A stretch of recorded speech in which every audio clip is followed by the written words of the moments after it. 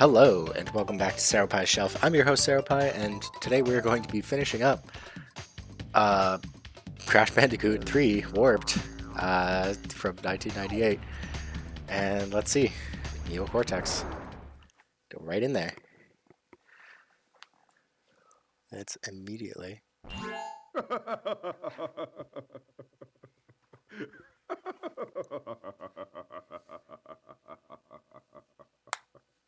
I'm sorry. This is the part where I'm supposed to be angry, full of rage, incensed beyond belief. Once again, you have outsmarted and outspun my best henchman. I should be rather upset, shouldn't I? And in fact, we're furious! But it seems you have overlooked one small detail, you little orange delivery boy. Now that you have gathered all the crystals, all we have to do is take them from you! Well, that seems pretty straightforward. Crash Bandicoot, for the last time, give the crystals to me! Oh, that's pretty cool. I'm definitely supposed to dodge that. Oh. Okay, maybe not. I was like, can I help? Can I help in this? We're just gonna beam each other. I just gotta watch out for the beam. Great. Okay. Oh. Okay. They're getting bigger. Oh man, this beam is large. Bye-bye? What is that? Oh, those are mines.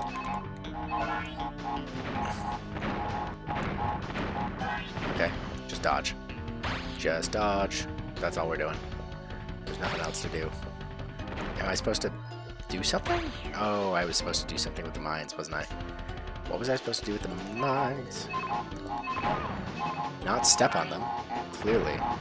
Oh, he doesn't have his shield when the mines are up. Okay, gotcha.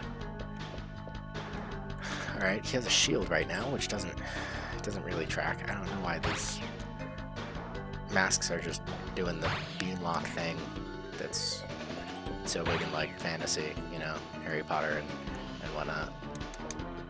Definitely other things that are not Harry Potter.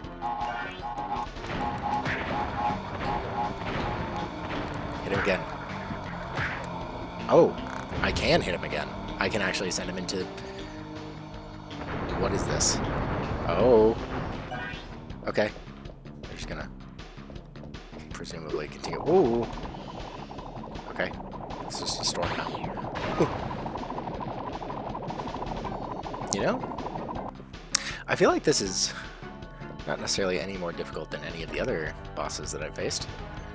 It's just it's just a boss. Right? Like there's just some terrain things going on, right, that I have to be aware of.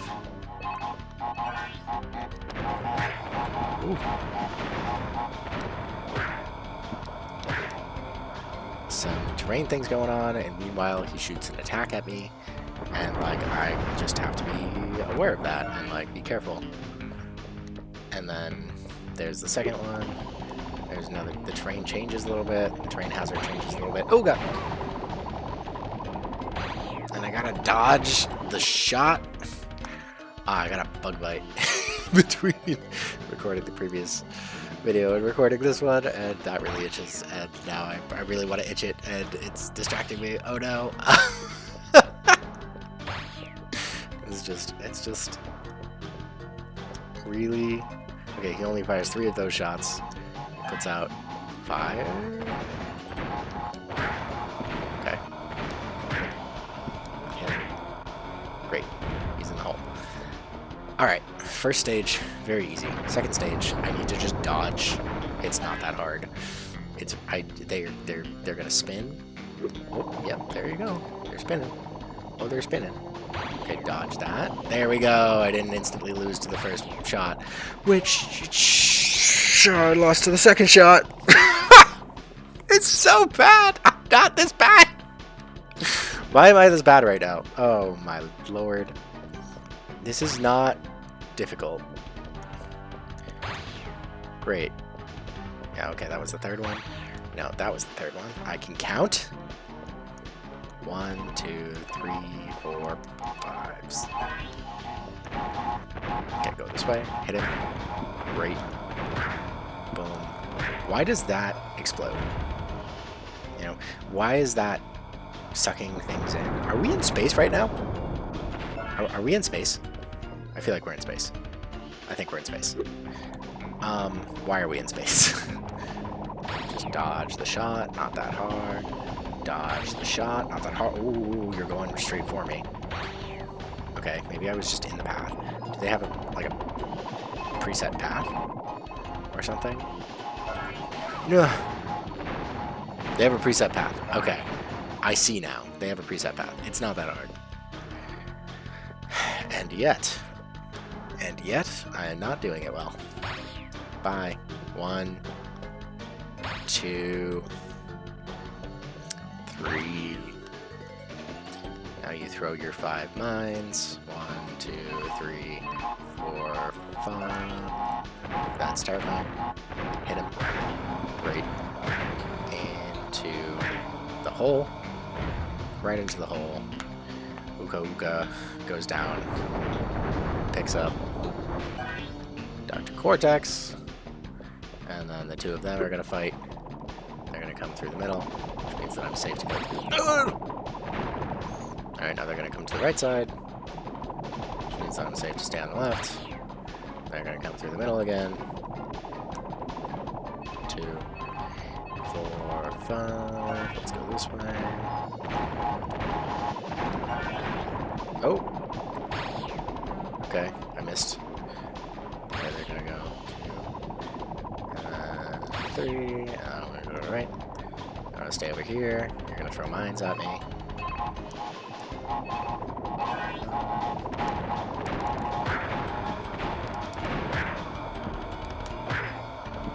Hit him again. In. Go in. Thank you. Alright.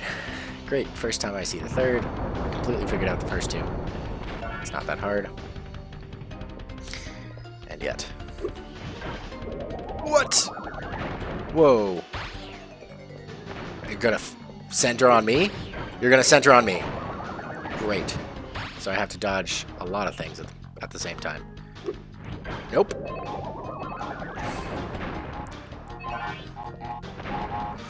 Hit him. Hit him.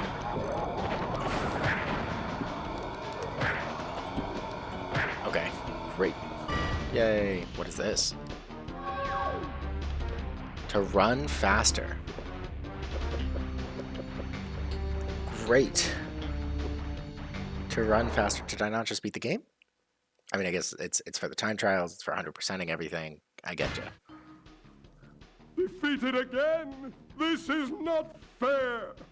Maybe I should retire to a nice big beach with a nice big drink and a woman with nice big bags of ice for my head. It's not over, Bandicoot. There are still the gems. We still have a chance to triumph.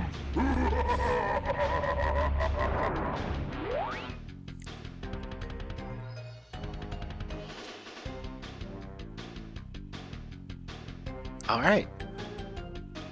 I mean, so that's the end of the game. Great. Morgan. I love... It's just Morgan. Morgan was working on it. Reiner was just working on it. There are not very many people that worked on this game. It's actually kind of really impressive. That's really impressive how few people worked on this game. Wow. I mean, for a game as big as this, like, this was a big game. And a lot of people in marketing, I mean, yeah. Sure. It's interesting. Okay. So... Crash Bandicoot Warped. I guess we're gonna go just into the ratings. Still have the gems. Am I supposed to collect all the gems? Will I care if I don't collect all the gems, personally? Really? I mean, clearly this is saying that there's a post-game. But that was the main game. I don't think that I'm attached to this. So I'm actually going to give my I don't think I'm attached to this enough to do that. So I'm going to just give my ratings now. So gameplay. This was a classic 90s platformer. We're gonna see a lot more of them. A lot more of them. And I'm really excited for a couple of them, and I'm not terribly excited for a couple of the other ones. It was a 3D platformer, which it's impressive for the time.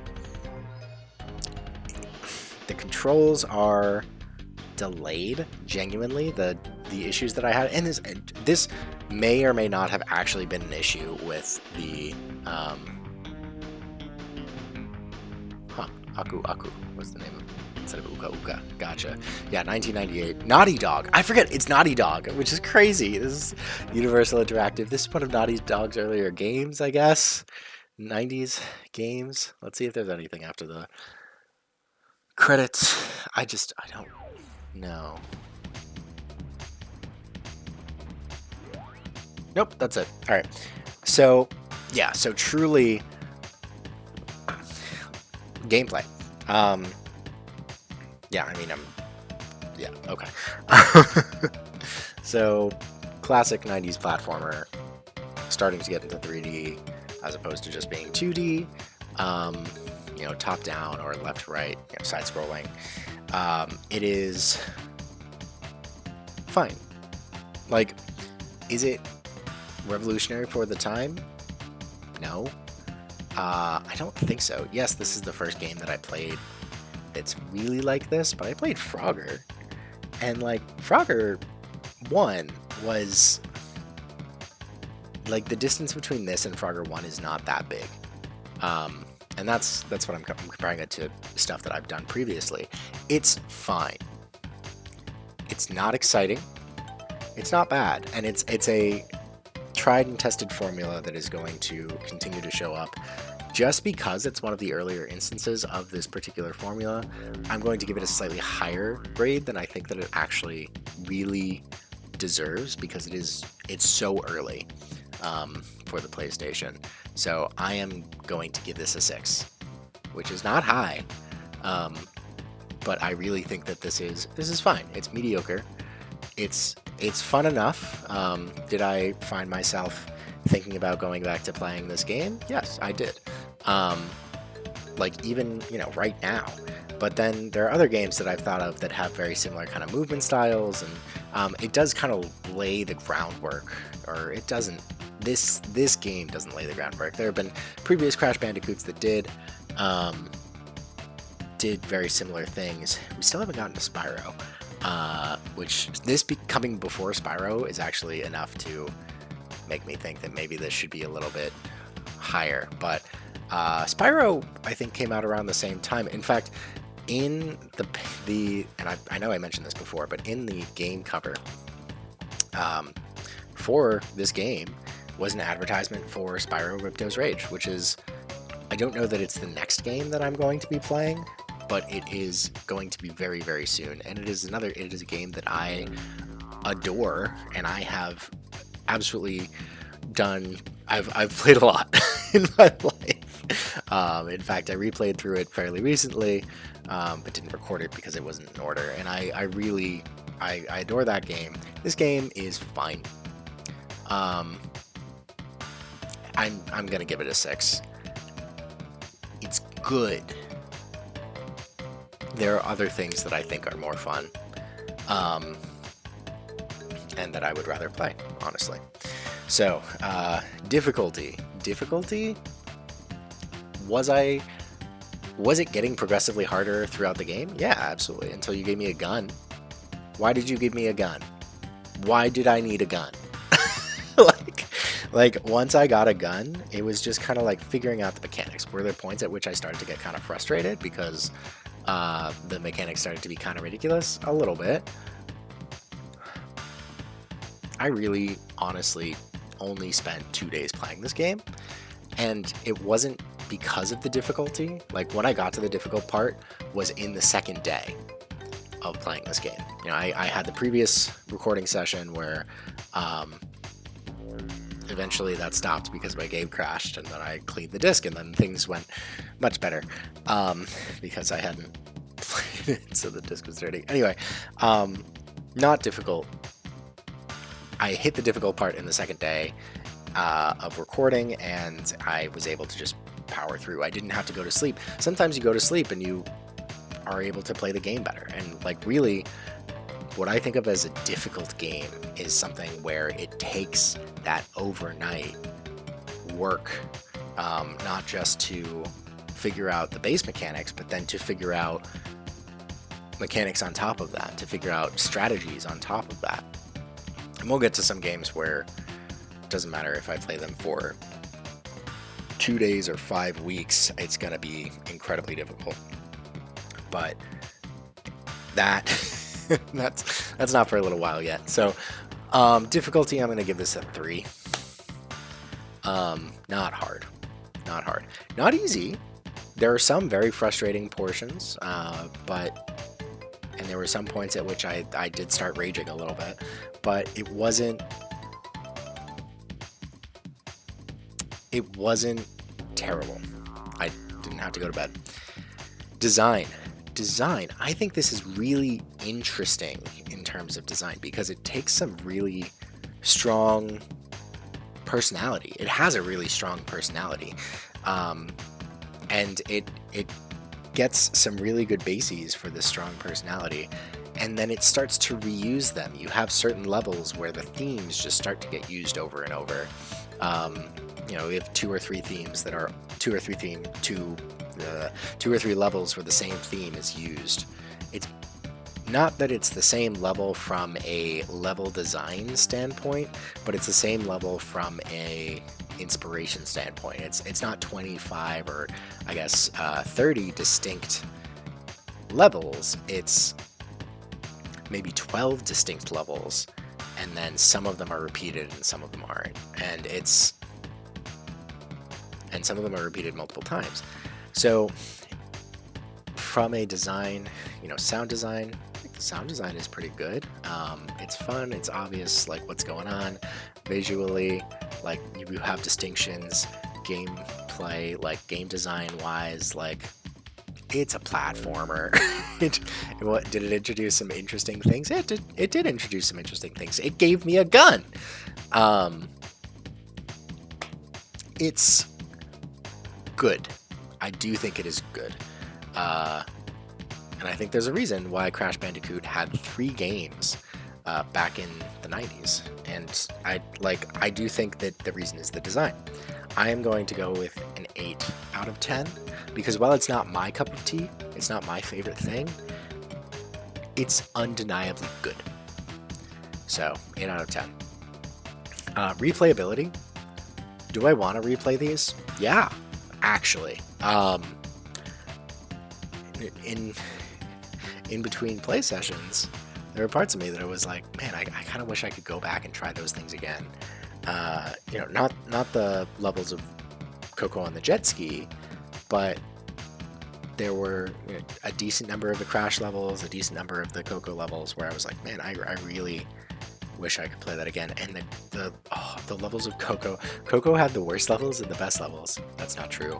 The underwater levels with Crash were the worst, but the water levels in general were the worst because those were the worst Coco levels where she was on the jet ski.